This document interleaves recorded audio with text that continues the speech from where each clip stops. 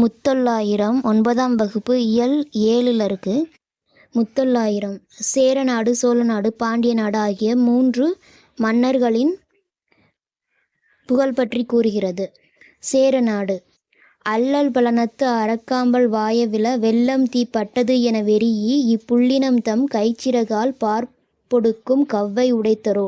நச்சிலைவேல் கோதை நாடு அப்படின்றது மனப்பாட பகுதியாக இருக்குது.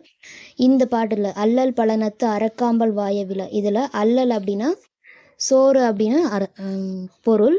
பலனம் நீர்மிக்க வயல், வெறியி அஞ்சி, பார்ப்பு அப்படின்னா குஞ்சு, அணி தற்குறிப்பேற்ற அணி.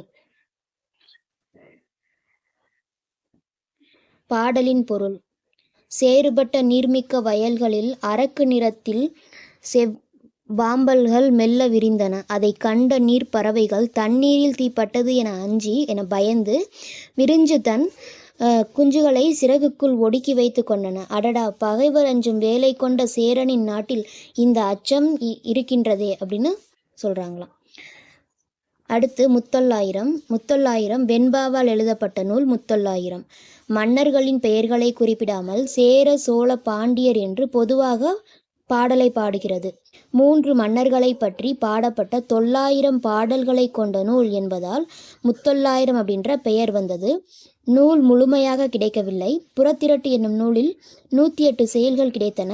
அந்த 108 செயல்களை முத்தொள்ளாயிரம் என்ற பெயரில் பதிப்பிக்கப்பட்டுள்ளது. ஆசிரியரின் பெயரை அறிய முடியவில்லை. ஆனால் அந்த ஆசிரியர் 5ஆம் நூற்றாண்டைச் சேர்ந்தவராக இருக்கலாம் என கருதப்படுகிறது. சேர நாட்டை அச்சமில்லாத நாடாகவும், சோழ நாட்டை ஏற்களச் சிறப்பும் போர்க்களச் சிறப்பும் உடைய நாடாகவும், பாண்டிய நாட்டை முத்துடை நாடாகவும் பாடப்பகுதி காட்டுகிறது.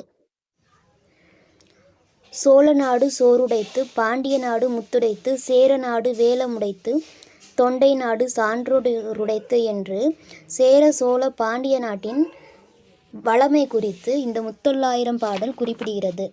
முத்தொள்ளாயிரத்தின் ஆசிரியர் பெயர் தெரியவில்லை. இருப்பினும் இவரது காலம் 5ஆம் நூற்றாண்டைச் சேர்ந்தவராக குறிப்பிடப்படுகிறார்.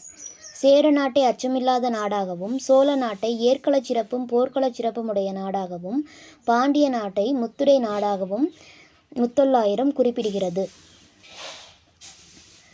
இதே